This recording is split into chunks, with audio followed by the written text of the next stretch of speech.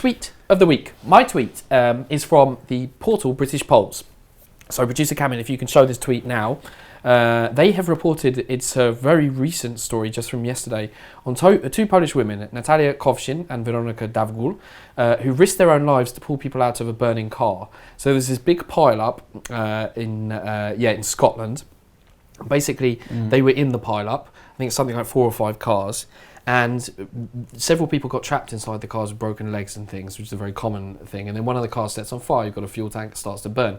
Now, in this situation, most people would quite rightly, I think, hold back, especially if we're being honest, if they weren't experienced, if they didn't have any training, etc. Natalia and Veronica didn't do that. They ran back to this flaming car and pulled these people to safety. And the minute I saw this, I thought, whoa. Again, I was in this situation, I think, would I have the bravery? I hope I never get to find out. But on the other hand, I kind of hope so, but maybe because you not. wanted to be a hero. Quite like to be a hero.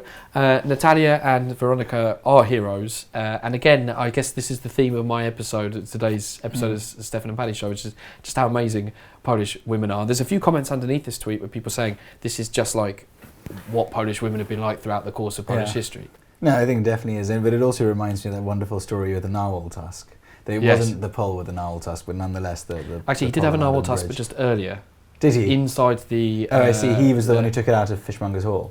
If I remember the story rightly, he took a pole or a tusk. It was the tusk, but he just used it earlier on during this... Actually, it turns out terrible battle inside the building before it spilled out onto the street. So he did... He's either way, charging anyone who's got 2 big knives and a potential suicide vest is pretty brave a thing to do. But it is. I mean, this is really the optimal sort of PR polls can get abroad, and I think British polls is a really wonderful thing to follow. They're very good on these stories. That's one of the things I always say. Is I'm glad you said that, which is the best diplomacy that Poland can ever give itself. Indeed, this is true of every country. Is not in the grand war, grand press releases or huge films, etc. It's in the little micro acts. It's the human stories. It is. It's just such a human story. I mean, here we have just 2 girls doing the right thing. Maybe a case of Polak potrafi rather than Polak mądrze poszkodzi.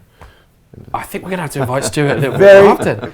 Let's break this down, Polak potrafi. Stuart, tell us what that means. Well, a Pole always comes through in the end, something like that. Yeah, Polak that is, potrafi. Poles can do it.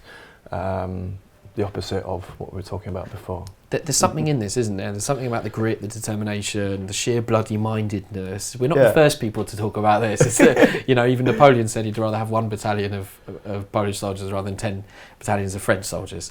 I think that was you Sounds vaguely right. Well, I'll settle for that. I'm not a journalist. All right, so Natalia and Veronica, we're proud of you, we really are, and I'm sure this is going to be a story that gets developed, and I really hope that they get recognised for their bravery, because it's no small thing to run towards a burning anything, but they did.